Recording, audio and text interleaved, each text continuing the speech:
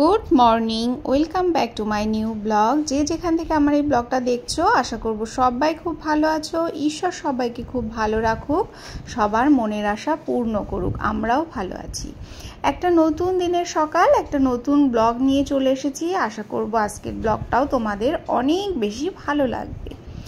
যে গরম পড়ছে তাতে কিন্তু যত সকাল সকাল আমরা সব কাজগুলো করে নিতে পারি ততই কিন্তু ভালো।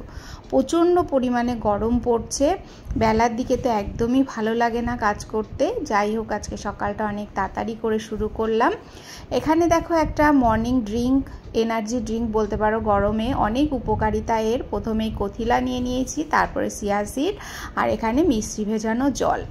এই দিয়েই কিন্তু এটা আমি বানিয়ে ফেললাম। এই ড্রিঙ্কটা সকালবেলা যদি আমরা প্রত্যেকে খেতে পারি, সারাটা দিন আমাদের শরীরটা ঠান্ডা থাকবে, প্রচুর পরিমাণে এনার্জি পাবো। যাদের কনস্টিপেশনের প্রবলেম আছে তাদেরও কিন্তু সেই প্রবলেমের হাত থেকে মুক্তি পাবে। প্রচুর বেনিফিট রয়েছে এই কথিলা, চিয়া সিড আর মিশ্রি ভেজানো জলের। একত্রিত করে জলটা প্রথমে খেয়ে নিলাম। তারপরে দেখো কিছু সেন্টেড টগর ফুল ফুটেছিল। এই টগর ফুলের যে এত সুন্দর গন্ধ, সে আর বলবার মতো না। তার জন্য একটা পাত্রে জল দিয়ে কিছু ফুল আমি জলের মধ্যে রেখে দিচ্ছি। এই সুন্দর একটা কিন্তু ঘরের মধ্যে গন্ধ বের হয়। তারপরে চলে এসেছি আমার কাজকর্মগুলো একের পর এক গুছিয়ে নিতে। বাসি কাজগুলো গুছিয়ে নিচ্ছি।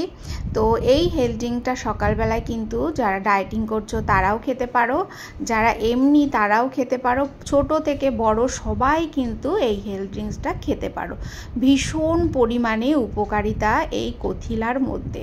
তো আমিও বহু আগেও খেয়েছি, তো আবার কন্টিনিউ করছি।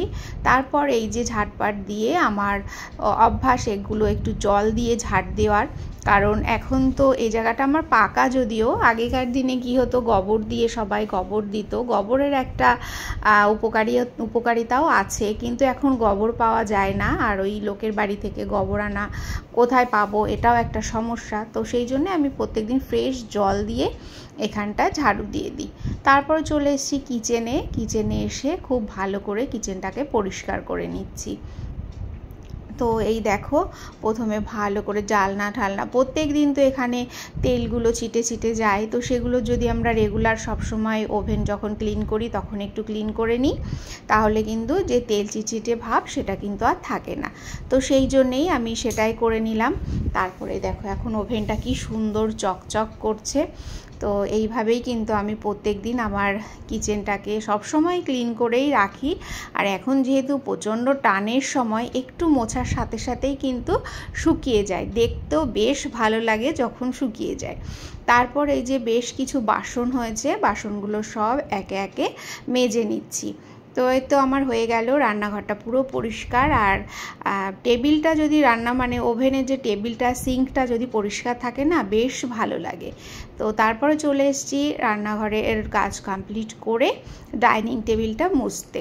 কারণ ডাইনিং টেবিলে সবসময় আমরা যাই খাই না কেন সেটা খাই, আর এটা আমি রাতে যতই মুছে রাখি সকালবেলা আর একবার না মুছলে ভালো লাগে না। তারপর এই যে হাজব্যান্ডের জন্যে চা বানাতে চলে এসেছি। আমি কিন্তু চা খাবো না, ওনার জন্যেই বানাচ্ছি চা।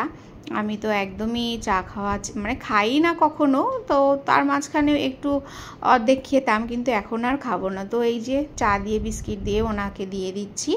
উনি এখন চা বিস্কিটটা খেয়ে নেবে। আর আমি হচ্ছে কিছুটা ছোলার ডাল ভিজিয়ে রাখছি, কিছুক্ষণ ভিজলে রান্না করতে সুবিধে হয়।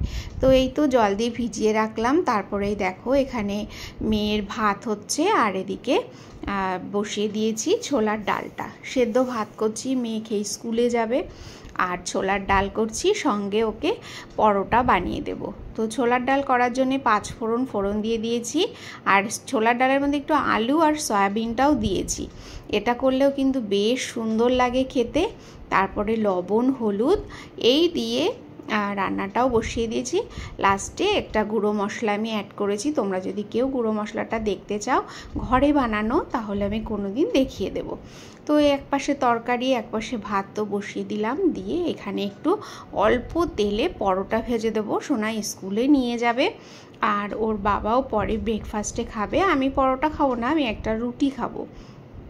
তো এই তো সকালবেলার যুদ্ধ চলছে আমার। তো এই যে পরোটাগুলো ফটাফট ভেজে সোনার টিফিন বক্স রেডি করে দিয়েছি। এই দেখো টিফিন বক্সটা কিন্তু আমার রেডি হয়ে গেছে। এবার আমি সোনাকে খাইয়ে দিচ্ছি। তো সোনা খেয়ে দিয়ে স্কুলে চলে গেছে। তারপরে যে আমি এখন আমার মেন সকালের খাবারটা কিন্তু আবারও একটু খেয়ে নিলাম, কারণ খুব বেশি ভারী খাবার আমি সব সময় খাই না। তারপরে আজকে শোল মাছের টক করব। তো এই দেখো 3 পিস শোল মাছ নিয়ে নিয়েছি, ভালো করে লবণ হলুদ মাখিয়ে নিলাম, নিয়ে সর্ষের তেলেই কিন্তু রান্না করব। তোমরা যারা কখনো শোল মাছের টক খাওনি, আমার কথা শুনে একবার রান্না করে দেখো, তোমাদের ভীষণ ভালো লাগবে। ঘরে একটা আম ছিল, দেখলাম আমটা শুকিয়ে গেছে, ওই আমটা দিয়ে রান্না করলে ভাল লাগবে না। মাছ ভাজা বসিয়ে দিয়ে চলে এসেছি গাছে আম পাড়তে। তো বাড়িতে যদি এরকম গাছ থাকে তো আমরা কিন্তু অনায়াসেই যখন তখন ব্যবহার করতে পারবো। তো এই যে মাছগুলো বেশ একটু কড়া ভাজা করেছি, কারণ আমাদের বাড়িতে কড়া ভাজা ছাড়া খায় না। তোমরা চাইলে একটু নরম করেও ভাজতে পারো। তারপরে শিলনোড়াতে আমি একটু সর্ষে বেটে নিচ্ছি। তোমরা চাইলে কিন্তু সর্ষেটা মিক্সিতেও বাটতে পারো। তো বাটা মশলার স্বাদই আলাদা, তো সেই জন্যে একটুখানি কিন্তু শিলনোড়ার মধ্যে আমি বেটে নিচ্ছি আর হচ্ছে সর্ষেটা। তো সর্ষেটা বাটা আমার হয়ে গেল। আর এখানে কিন্তু আমি সর্ষে বাটার জলটা ইউজ করব, পুরো সর্ষেটাই আমি দেব না। এইবার দেখো ছাঁকনির সাহায্যে সর্ষেটাকে আমি ছেঁকে নিচ্ছি, যাতে একটু দানা না থাকে ওর মধ্যে। তো সর্ষেটাকে খুব ভালো করে ছেঁকে নিলাম। ছেঁকে নিয়ে তারপর আমি এই সর্ষে বাটার জলটায় মাছের যে টক হবে তার মধ্যে দেব। তার মধ্যে দেখো রেডি হয়ে গেছে সর্ষে বাটার জল। মাছগুলো আমার ভাজা হয়ে গেছে, মাছ ভাজাগুলো সব নামিয়ে নিলাম। নিয়ে এই তেলের মধ্যেই আমি গোটা হচ্ছে 5 ফোড়ন আর হচ্ছে শুকনো লঙ্কা দিয়ে দিলাম। এবার কিছুটা আম আমি একটু ছোট করে কেটেছি, কিছুটা বড় করে, একটু কাঁচা লঙ্কা দিয়ে দিলাম। এবার লবণ আর হচ্ছে হলুদ দিয়ে দেব। আমগুলোকে খুব ভালো করে একটুখানি ভাজা ভাজা করে নেব। নিয়ে এর মধ্যেই আমি অ্যাড করে দেব সেই ছেঁকে রাখা সর্ষে বাটাটা। এই যে সর্ষে বাটার জল দিয়ে দিলাম। এবার একটুখানি ফুটে উঠলে মাছগুলো দিয়ে দিয়েছি। এইভাবে যদি মাছের ঝোল করো, মানে মাছের টক, তোমরা মানে ফ্যামিলিতে সবাই খেয়ে হাত চাটবে। আর গরমে খাওয়াও কিন্তু ভীষণ ভালো। যা গরম পড়েছে, আমাদের একটু হালকা পাতলা খাবার খেতে হবে শরীরটাকে ঠিক রাখার জন্যে। তো এইভাবেই আমি আজকের হচ্ছে মাছের টকটা বানিয়েছি, শোল মাছের টকটা। আর আজকে শোল মাছ রান্না করতে গিয়ে আমার শুধু আমার শ্বশুরমশাইয়ের কথাই মনে পড়ছিল। বাবা বেঁচে থাকতে আমি এই মাছ খেয়েছিলাম, আর আজকে রান্না করছি, কারণ আমার হাজব্যান্ড মেয়ে ওরা একদমই খেতে চায় না। তো আমার শ্বশুরমশাই ভীষণ ভালো খেতেন, আর উনি নিয়েও আসতেন এই মাছ প্রচুর পরিমাণে।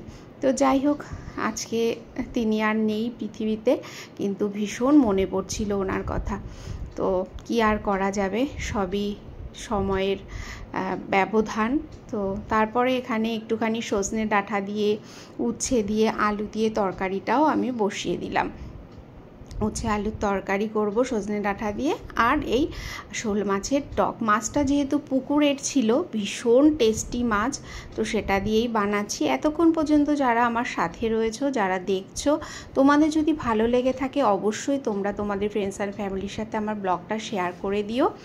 আর একটুখানি আমার সাবস্ক্রাইব করে আমার পাশে থেকেও অল বাটনটাও প্রেস করে দিও। নতুন নতুন ভিডিও কিন্তু তাহলে তোমাদের আগে, আমার সবার আগে তোমাদের কাছেই পৌঁছে যাবে। একটু আমার পাশে থেকেও, কমেন্ট সেকশানে জানিও ব্লগটা কেমন লাগলো তোমাদের। এই দেখো ভাত ফুটছে, আর এদিকে উচ্ছের ঝোলও ফুটছে। তো এই পর্যন্তই, আবার নেক্সট ব্লগে দেখা হচ্ছে। ততক্ষণের জন্য সবাই খুব ভালো থাকো। যে গরম পড়েছে, শরীরের দিকে খেয়াল রাখো, আর হালকা পাতলা খাবার খেতে থাকো। বাই।